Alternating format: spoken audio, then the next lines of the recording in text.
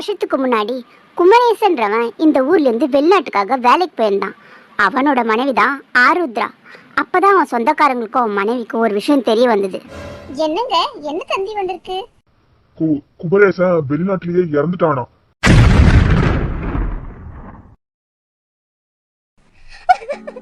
என்ன சொல்றீங்க மாமா?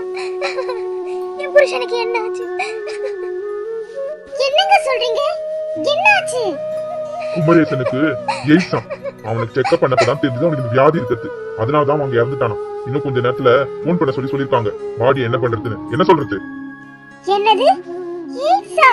ஐயோ, அந்த வியாதி பெரிய வியாதியாச்சுங்க. ஒருத்தர்கிட்ட இருந்து ஒருத்தருக்கு பரவ கூட உயிர்கொல்லி வியாதியாச்சு.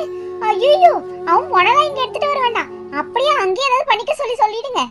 ஏன்னா அப்ப இருந்த காலகட்டத்துல அந்த வியாதியை பத்தி அந்த அளவுக்கு யாருக்கும் தெரியாது. அதனால அந்த மாதிரி ஒரு முடிவு எடுத்தாங்க. ஒருத்தர்கிட்ட இருந்து ஒருத்தருக்கு பரவ வியாதின்றது மட்டும் தான் தெரியுமே தவிர அந்த வியாதியை பத்தி அவ்வளவா தெரியாதனால அவங்க எல்லாம் சேர்ந்து இந்த மாதிரி ஒரு முடிவு எடுத்துட்டாங்க. என்ன இப்படி ஒரு வியாதியில செத்துருக்க உன் புருஷன்? வெளிநாட்டுக்கு போய் வேலை செய்யலாம் போன பார்த்தா அங்க என்ன வேலை பண்ணானோ தெரியலையே. அவனுக்கு இப்படிப்பட்ட வியாதி வந்திருக்கு. எங்க புருஷனுக்கு அந்த வியாதி இருந்தா பொண்டாட்டிக்கு அந்த வியாதி இருக்குமா? இவ்வளவு முதல்ல எதனா பண்ணணுங்க. ஆமா சித்தப்பா, இவள சும்மா விடக்கூடாது. இவகிட்ட நமக்கு வந்துரும். ஐயோ, தள்ளி நில்லுங்க எல்லாரும். சித்தப்பா, இவள ஒரு அறையில தனியா போட்டு பூட்டி வச்சிடலாம். இல்ல நமக்கு அந்த வியாதி வந்துரும். வேண்டாம், நீ பூட்டில வச்சிடாதீங்க தனியா. எனக்காக இல்லைனாலும் என் வயிற்றுல வர குழந்தைக்காக என்ன விட்டுடுங்க. என் புருஷ உடம்ப கடைசியா ஒரு தடவை பார்க்கணும் மாமா. எப்படியாவது அவர் உடம்பு கொண்டு வர ஏற்பாடு பண்ணுங்க. உங்களை கெஞ்சி கேட்டுக்கிறேன். கடைசியா ஒரு தடவை அவரோட முகத்தை நான் பாத்துக்கிறேன் மாமா. எப்படியாவது அவரை பார்க்க ஏற்பாடு பண்ணுங்க. உங்களை கையெடுத்து கும்பிட்டு கேட்டுக்கிறேன். எத்தனை உன் நாடகத்தை உன் புருஷன் எப்படிப்பட்ட கேடுகட்டவனா இருந்தா இப்படி ஒரு வியாதி அவனுக்கு வந்திருக்கும். அவனுக்கு இருக்கும்போது கண்டிப்பா உனக்கும் உன் பிள்ளைக்கும் தான் அது இருக்கும். உன்னை விட்டா எங்களுக்கு அந்த வியாதி வந்துடும். உன்னை தனியா பூட்டி வச்சாதான் நாங்க உயிரோட இருக்க முடியும். சித்தப்பா, உடனே ஒரு அந்த அறையில தள்ளி பூட்டி வைங்க. வேண்டாம் மாமா, வேண்டாம். நானும் என் பிள்ளைய எங்கேயாவது போயிடுறோம். எங்களை விட்டுடுங்க. என்னங்க பாத்துட்டு இருக்கீங்க? அவ எங்க வெளில ஓடிடப்பா. உடனே பிடிச்ச அந்த ரூம்ல தள்ளி பூட்டுங்க. ஏய், அவளை போய் தள்ள போய் எனக்கு அந்த வியாதி வந்துச்சுன்னா எனக்கு பயமா இருக்கு. அதெல்லாம் உள்ள தட்டி கையை கழுவிக்கலாம். முதல்ல தள்ளி விடுங்க அவளை அந்த ரூம்ல. ஏய் வா. வேண்டாம் மாமா, எனக்காக இல்ல என் குழந்தைக்காக அதை என்ன விட்டுடுங்க. வாய் போயிடு வா.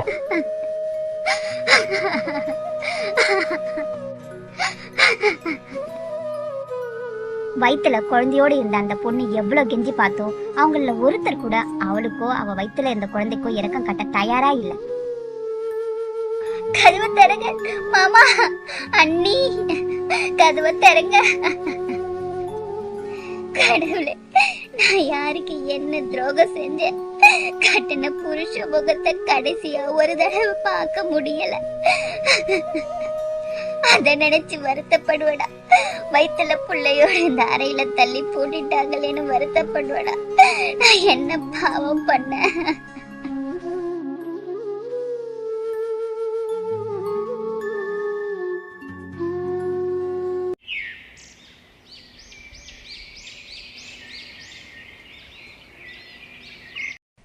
அத்தை, பசிக்குது அத்தை.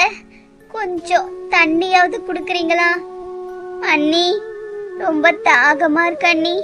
நீங்களாவது ஒரு வாய் தண்ணியாவது கொடுங்க அண்ணி. எனக்காக கேட்கல, என் குழந்தைக்காக தான் கேக்குறேன்.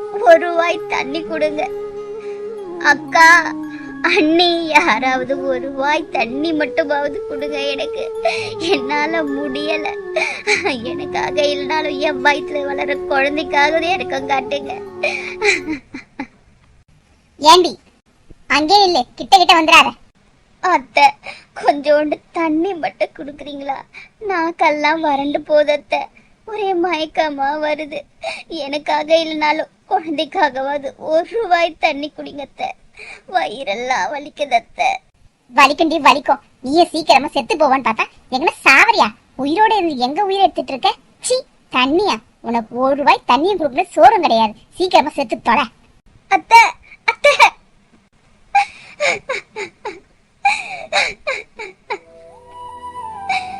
கண்ணா, உனக்கு ஒரு வாய் தண்ணி கூட கொடுக்க முடியடா இந்த பாவியால.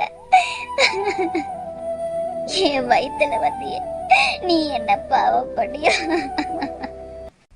பாவி, என்னால உன் வாய்க்கு ஒரு வாய் தண்ணி கூட கொடுக்க முடியலையே கண்ணா. சோறும் போட முடியல. என்ன பாவம் பண்ண தெரியலையே.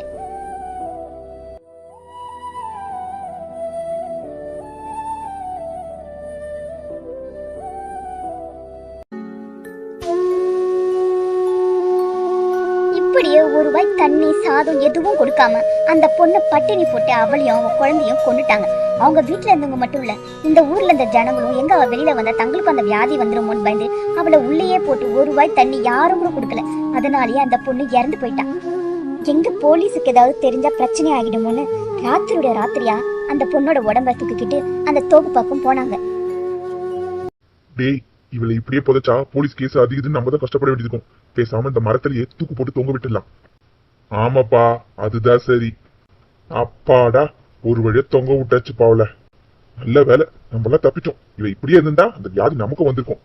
போலீஸ்காரங்களையும் இவ தற்கொலை பண்ணிட்டான்னு சொல்லி நம்ப வச்சிட வேண்டியதுதான்.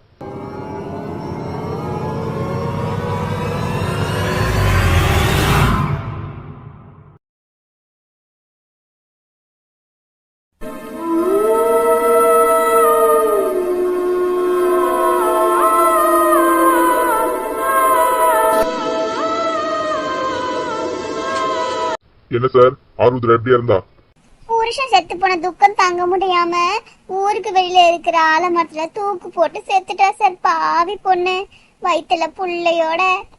ஆமா சார், ஆருத்ரா அப்ப தற்கொலை தான் பண்ணிட்டான்னு சொல்றீங்க இல்லையா? நடந்த கொலைய தற்கொலைன்னு சொல்லி விசாரிக்க வந்த போலீஸ்காரையும் நம்ப வச்சாங்க. அதுக்கு இந்த ஊர்ல இருக்கவங்க எல்லாருமே உடந்தையா இருந்தாங்க. மறுநாள் காலையில ஒரு இலை கூட மிச்சம் இல்லாம அந்த மரம் பட்டு போய் கறந்தது. மொட்டை மரமா நின்னதை பார்த்த மொத்த ஊருமே ஆடி போயிடுச்சு.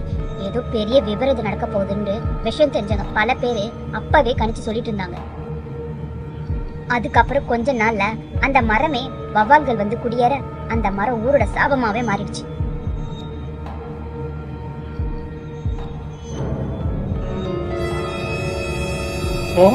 இது அவள ஐயோ உயிரோட வந்துட்டானா? விட மாட்டேன், யாரையும் விட மாட்டேன். என்னையும் என் குழந்தையும் கொண்ட உங்க யாரையும் விடவே மாட்டேன்.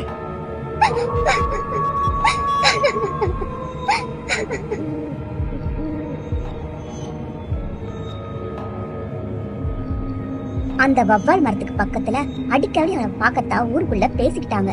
ஆரம்பத்துல அதை யாருமே நம்பல. ஆனா ஒவ்வொருத்தரும் ஒவ்வொரு நாள் சொல்லும் போது எல்லாரும் அதை நம்ப ஆரம்பிச்சாங்க. பத்தாதுக்குன்னு அவ வயித்துல இருந்த குழந்தை இருக்கே, அந்த குழந்தையும் வயிற்றுல இறந்ததுனால அத உருவத்தோட இப்ப அவ கையில வச்சு தெரியறதாவும் சொல்லிட்டு இருந்தாங்க. 9 மாச கர்ப்பிணி இல்லையா, அந்த குழந்தை பிறக்க வேண்டிய நேரத்துல தானே அவ இறந்தா. அதுக்கப்புறம் சுந்தரேசா, யார் என்ன கூப்பிடுது? திரும்பி பாருடா, அப்பதான தெரியும் யாரு கூப்பிட்டானு.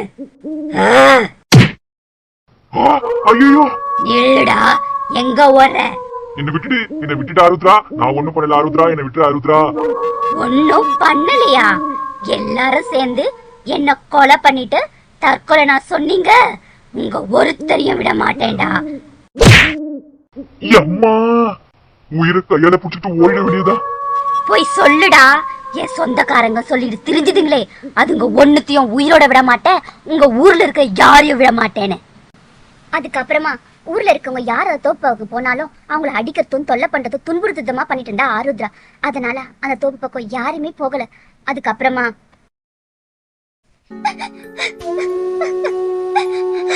கணவர் முகத்தை கடைசியா பார்க்க முடியல. கண்ணே, என் வயிற்றுலயே வச்சு உன்னைய கொண்டுட்டாங்களேடா. இந்த பாவி வயிற்றுல உருவானதுக்காக என் வாழ்க்கையும் சேர்த்து அழிச்சிட்டாங்களேடா.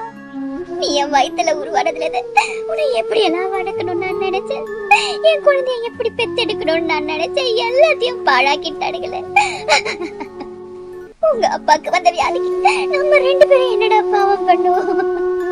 நம்ம வாழ்க்கையை சேர்த்து இப்படி அழிச்சிட்டாங்களே, வாழ விடாம பாவிங்க. ஒருத்தரையும் விட மாட்டேன்.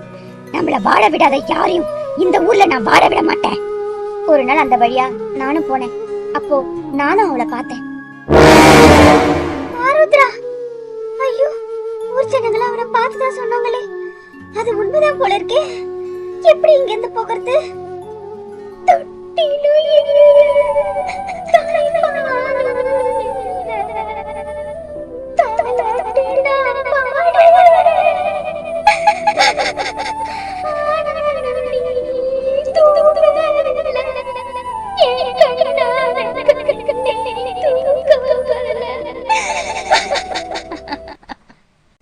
அந்த ராத்திரி நேரத்துல குழந்தைய அவ மடியில வச்சுக்கிட்டு விசும்பலோட அவ பாடின தாலாட்டு சத்தம் அப்படியே ஒப்பாரி பாட்டுக்கு இணையா இருந்தது.